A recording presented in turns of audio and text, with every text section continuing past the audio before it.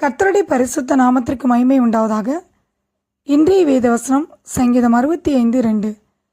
ஜெபத்தை கேட்கிறவரே, மாம்சமான யாவரும் உம்மிடத்தில் வருவார்கள். தாவீது ஜெபத்தை கேட்கிறவரே என்று ஆண்டவருக்கு பெயரை வைக்கிறார். ஜெபத்தை கேட்கிற தேவனிடத்தில் நாம் ஜெபிக்க வேண்டும். ஜெபம் தேவன் கிரியை செய்கிறதற்கு ஏதுவாக இருக்கிறது. அநேக சமயங்களில் நாம் ஜெபம் கேட்கப்படுமா என்று கேள்வி வருகிறது. சங்கீதம் 66:20 வாசிக்கிறோம், என் ஜெபத்தை தள்ளாமலும் இருந்த தேவனுக்கு ஸ்தோத்திரம் உண்டாவதாக என்று தாவீது சொல்கிறார்.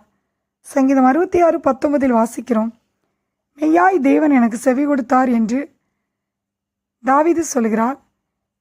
தாவீதின் ஜெபத்தின் சத்தத்தை கேட்டார் என்று தாவீது சொல்கிறார். தாவீதின் ஜெபத்திற்கு தேவன் பதில் கொடுத்தது மெய்தான்.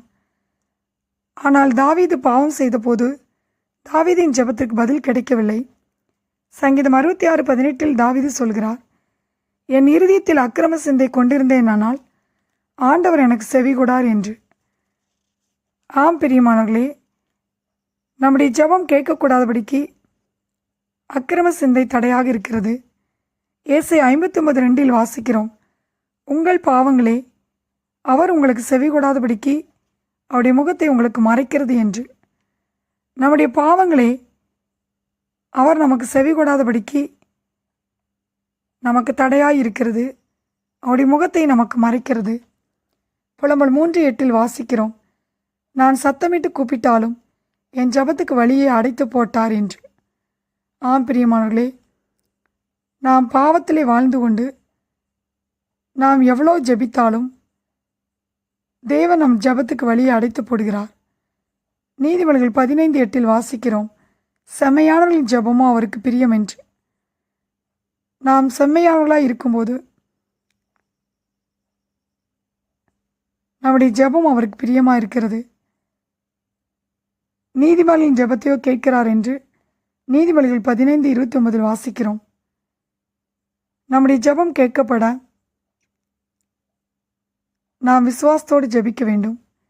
மார்க் 11:24 வாசிக்கிறோம், நீங்கள் ஜெபம் பண்ணும்போது எவைகளை கேட்டுக்கொள்வீர்களோ அவைகளை பெற்றுக்கொள்வோம் என்று விசுவாசியுங்கள், அப்பொழுது அவைகள் உங்களுக்கு உண்டாகும் என்று இயேசு கிறிஸ்து சொல்லுகிறதை பார்க்கிறோம். ஆம் பிரியமானவர்களே, நாம் பெற்றுக்கொள்வோம் என்று விசுவாசிக்கும் பொழுது தேவன் நம்முடைய வாழ்க்கையில் அற்புதங்களை செய்கிறவராக இருக்கிறார். நம்முடைய ஜெபத்தை தள்ளாத தேவன், நம்முடைய ஜெபத்துக்கு பதில் தருகிற தேவன் நம்மோடு கூட இருக்கிறார். நம்முடைய வாழ்க்கையில் சோதனைகள், போராட்டங்கள் நமக்கு வரும்போது அவைகளுக்கு மத்தியில் நாம் ஜெபிக்க வேண்டும். நாம் ஜெபிக்க ஒரு நாளும் மறந்து போகக்கூடாது. சங்கீதம் 65:2 வாசிக்கிறோம், ஜெபத்தை கேட்கிறவரே, மாம்சமான யாவரும் உம்மிடத்தில் வருவார்கள். கர்த்தர் தாமே இந்த வார்த்தையை ஆசீர்வதிப்பாராக. ஆமென்.